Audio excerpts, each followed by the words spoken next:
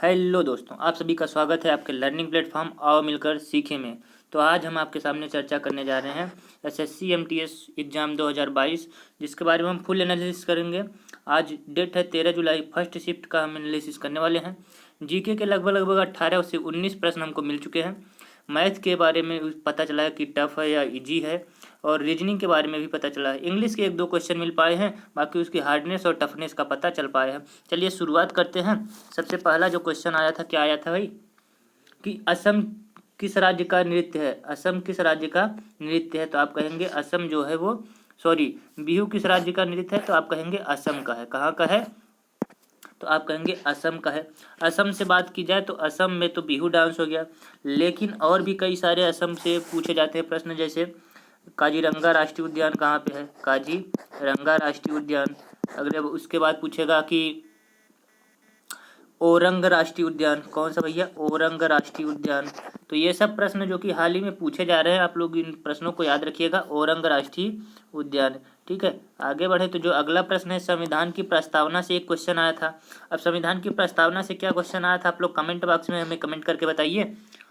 तब से मैं आपको बता देता हूँ कि संविधान की प्रस्तावना से क्या क्या प्रश्न बन सकते हैं। तो संविधान की प्रस्तावना जो है सबसे पहले कहाँ से ली गई है, तो आप कहेंगे यूएसए से ली गई। कहाँ से ली गई है, यूएसए से। लेकिन संविधान की जो प्रस्तावना है, प्रस्तावना की जो भाषा है वो ऑस्ट्रेलिया से ली गई है। कहाँ से ली गई है, तो आप कहेंगे ऑस्ट्रेलिया से ली गई है।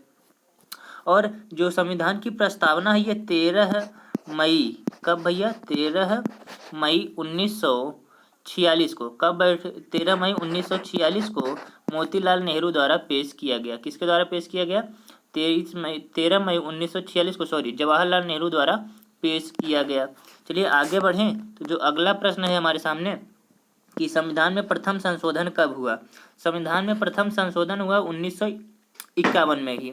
कब हुआ भैया, तो आप कहेंगे 1951 में संविधान में संशोधन हुआ। और आप जानते हैं कि 26 जनवरी 1950 को, कब भैया, 26 जनवरी 1950 में संविधान हमारा लागू हुआ था।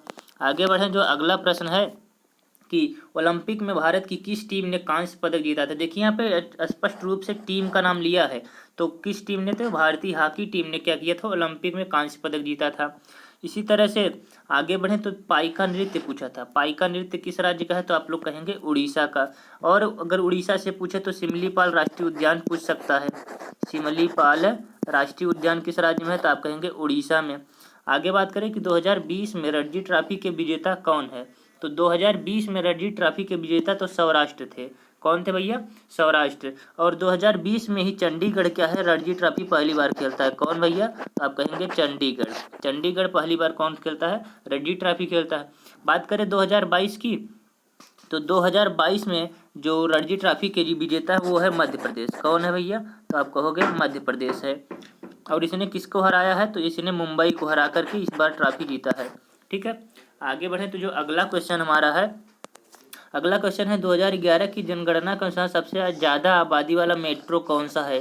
तो सबसे ज़्यादा आबादी वाला मेट्रो की अगर बात की जाए तो दूसरे स्थान पे आता है दिल्ली, और पहले स्थान पे आता है कौन भैया, तो आप कहेंगे मुंबई। कौन आता है, तो कहेंगे मुंबई। आगे बढ़ें तो जो अगला प्रश्न हमारे सामने है, अगला प्रश्न है कि सबसे कम जनसंख्या वाला राज्य कौन सा है। सबसे कम जनसंख्या वाला राज्य की अगर बात की जाती है तो सिक्किम आता है। कौन है, सिक्किम। वहीं सबसे अधिक जनसंख्या की राज्य की बात की जाए तो उत्तर प्रदेश है। अगर बात करें सबसे बड़ा क्षेत्रफल में राज्य, तो कहोगे राजस्थान। कौन है, राजस्थान। और सबसे छोटा जो राजस्थान, सबसे छोटा राज्य को है गोवा क्षेत्रफल में। ठीक है, ये प्रश्न आपको याद रखने हैं, हाल ही की परीक्षा में पूछे जा सकते हैं। पायस क्या है, पायस से रिलेटेड क्वेश्चन आया था, साइंस का क्वेश्चन है।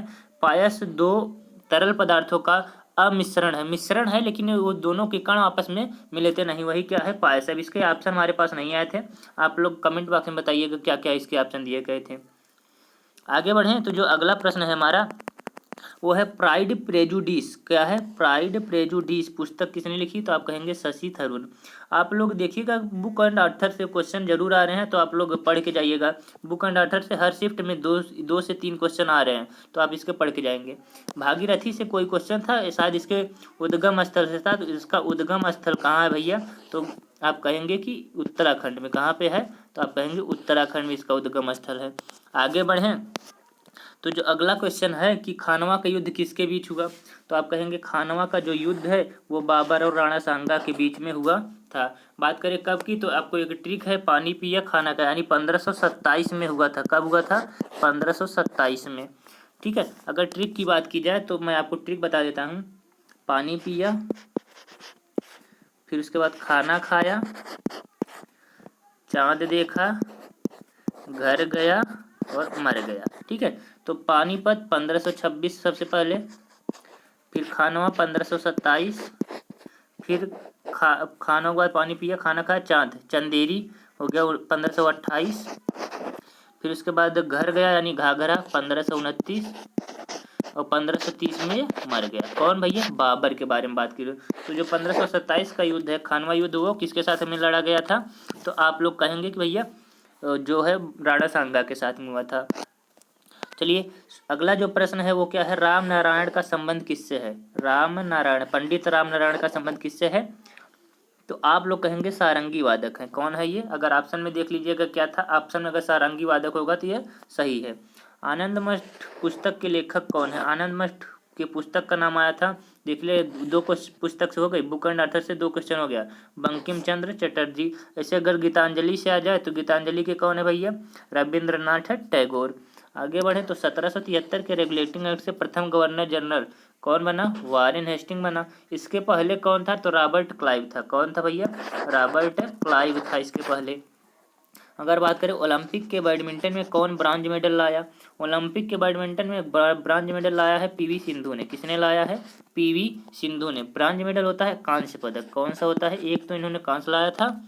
आगे बढ़े, अगला जो क्वेश्चन है हमारा कि स्विस बैडमिंटन ओपन का खिताब किसने अपने नाम किया? तो स्विस बैडमिंटन ओपन का खिताब पीवी सिंधु ने किया। यहाँ पर पीवी सिंधु से ही 2 क्वेश्चन बन गए। तो आप लोग जरूर से जो फेमस प्रसिद्धि हस्तियां हैं यानी स्पोर्ट को आपको पढ़ के जाना है। सबसे प्राचीन वेद की बात करें तो सबसे प्राचीन वेद है ऋग्वेद। इसी तरह से अगर बात करें सामवेद को गीत का वेद कहते हैं, संगीत का वेद कहा जाता है, और यजुर्वेद को जादू टोने का गीत कहा जाता है। अथर्ववेद सबसे बाद का वेद है। चलिए आगे बढ़ें, तो अब आगे जो बात करते हैं इंग्लिश के बारे में। ठीक है, तो इंग्लिश के जो प्रश्न थे वो कैसे आए थे भैया? कि क्लोज टेस्ट से कितने क्वेश्चन थे? 5 से क्वेश्चन थे। सिनोनिम एक पैराग्राफ ही था, उसमें 5 क्वेश्चन दिए गए थे। सिनोनिम्स और एंटोनिम्स से 4 क्वेश्चन आए थे, 2 सिनोनिम्स से, 2 एंटोनिम्स से। इसी तरह से इडियम एंड फ्रेजेस से 2 क्वेश्चन आए थे।